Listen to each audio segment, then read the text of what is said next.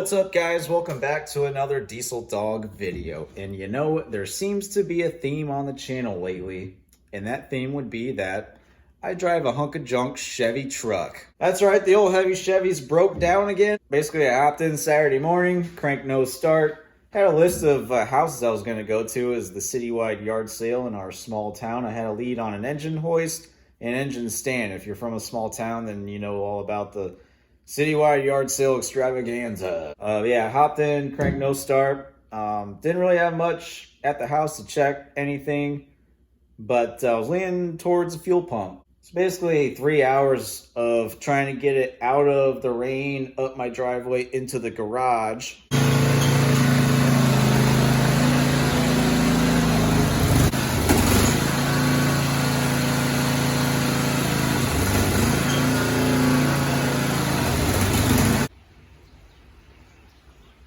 I dropped the tank, put a fuel pump in it, started right up. Wrong.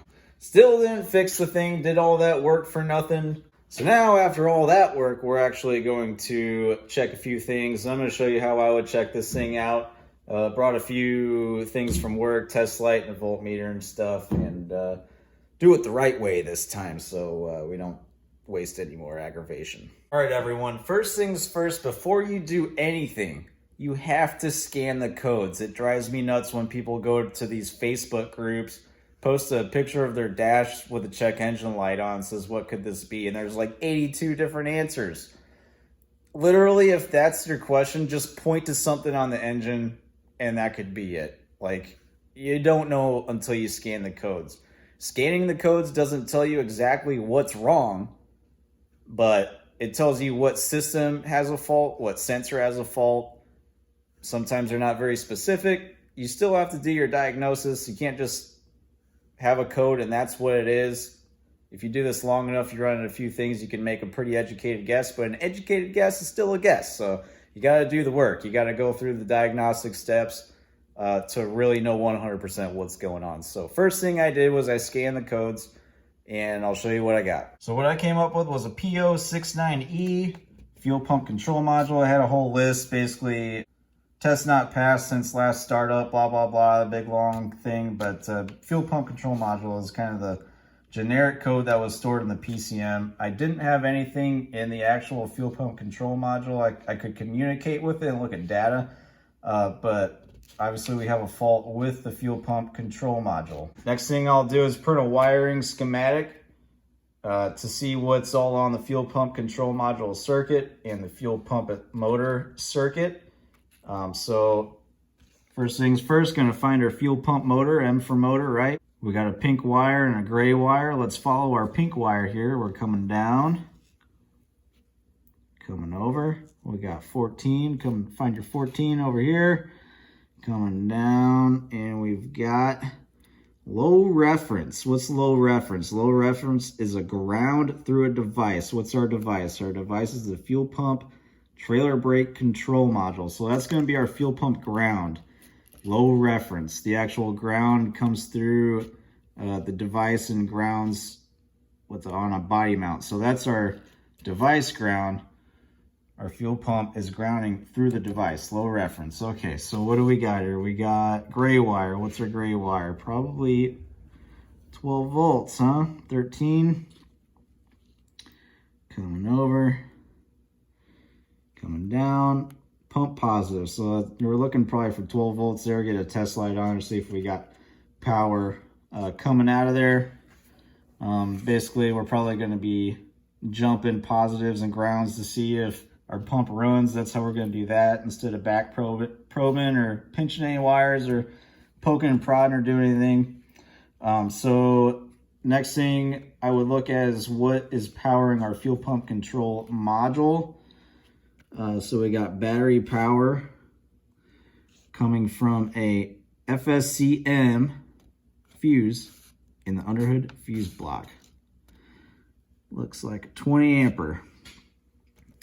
So we'll check our ground, we'll check our powers.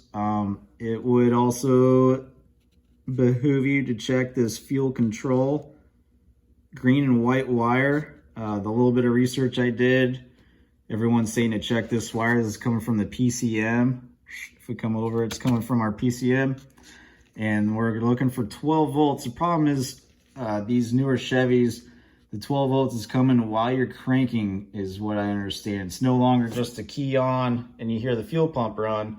You actually have to be cranking for power to be sent to this wire. So we're gonna look for 12 volts on that wire. Make sure our fuse is good. Make sure we're getting 12 volts on our fused wire. And then we're gonna probably check power and ground by jumping across some of these and getting our fuel pump to run.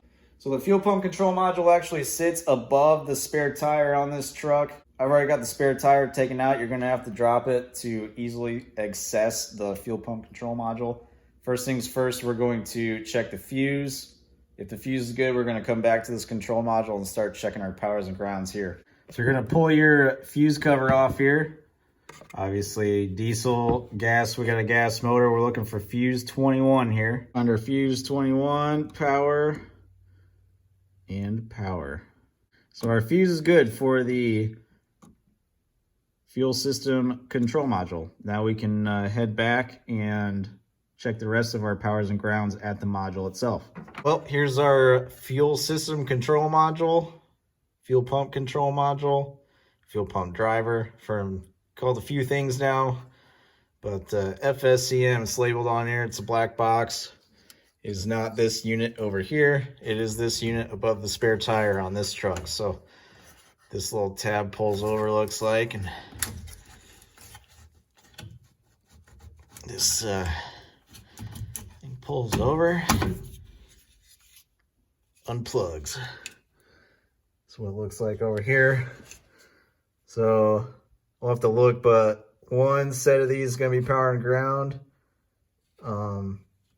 Battery feed, like from the fuse, and then your ground to the body, or the body mount. And then another set of these is going to be your power and ground to the fuel pump itself. So actually it looks like they're labeled pretty good on the control module itself, so it'll be pretty easy to figure out which pin's what here. So I'm going to take another look at the wiring diagram, and we'll figure out what we want to do first. Looking at our wiring schematic again, looks like pin 32 is our power coming in. So we're going to check power there first, make sure we got power going to our module, and then we're going to check our ground over here. So looking like we got pin 1, pin 32 here. So pin 32 is our power, right? So we're going to check there first, and our light is lighting up. So we definitely have power there. Now we need to check our ground there. I got my test lead hooked to battery positive all the way up to the battery, so we definitely know we have a good power source, and we do have a ground there. So our power and ground to the control module is good. So technically, if you were to jump your positive to fuel pump positive and your negative to the fuel pump negative, you should hear your pump run. All right. Whoop.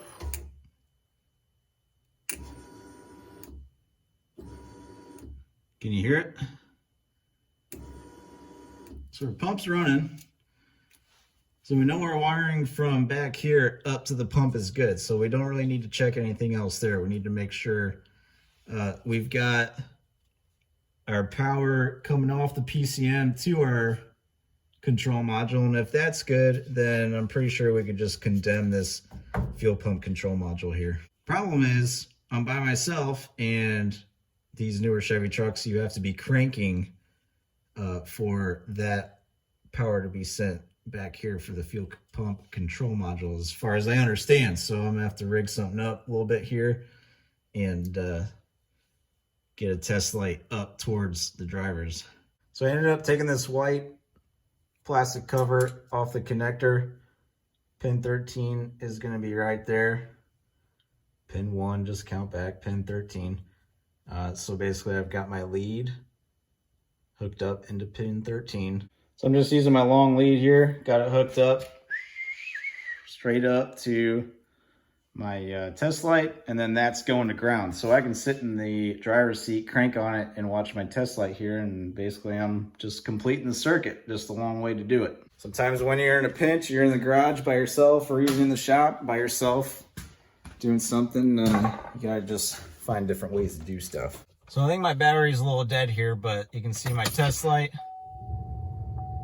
We've got power key on, and once I go to crank it, we've got power there. So we're gonna go ahead and change out the old fuel control module. I'm gonna swap it out tonight, get it bolted in.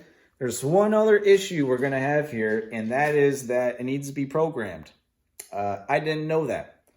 I actually ordered the thing and tried plugging it in and it still didn't work, but I was getting a different set of codes for fuel pump control module, not programmed. So that's how I found that out. I do have an appointment at the Chevy dealership to get it programmed a couple towns over.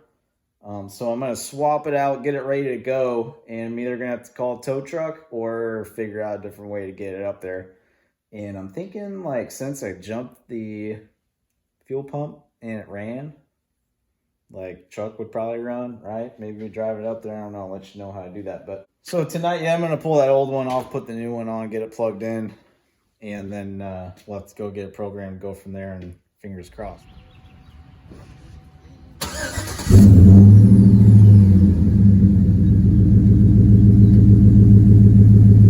Well, guys, as you can see, the Silverado has been fixed. So number one, I will let you guys know that I did have to have it programmed. I did have to have it towed to the dealer to have it programmed. I tried jumping the fuel pump and getting it to run that way. Just straight power and ground to the pump, getting it to run. Apparently the PCM won't let anything else do anything if that module is unplugged, from what I could tell, because wouldn't start, wouldn't even do anything. Plug the new module in, starts right up for like 5-10 seconds and then dies again like it was doing before. So I don't know. A little bit of a learning curve for me. Goes to show no matter how long you do this stuff, you still going to run into things that are going to throw you some curveballs. So just happened to be on my own truck. One thing I will mention, full disclosure, I did not get the old module out of there. It's still bolted up. Those bolts are so rusted up and crusted up. It's a Torx bit up top that was just like stripping out all of them. Couldn't get it, so I'm gonna have to do something else. Basically, I had to lay the new module up top on top of the spare tire carrier and secure it with OEM zip ties. So that's how I'm running it for now. Just, you know, full transparency. I'm probably going to do another video on how I'm going to get this new module secured in the correct bolt holes, get the old module out of there, but it's going to be a little bit of a pain. But it feels good to have the truck running, and a little bit of a, like I said, a learning curve. We got it diagnosed though. I hope you enjoyed this video of me kind of taking you through the steps of how I came to that conclusion. And if you enjoyed it, hit the like button, subscribe, comment, let me know what you think, and I'll see you guys in the next video.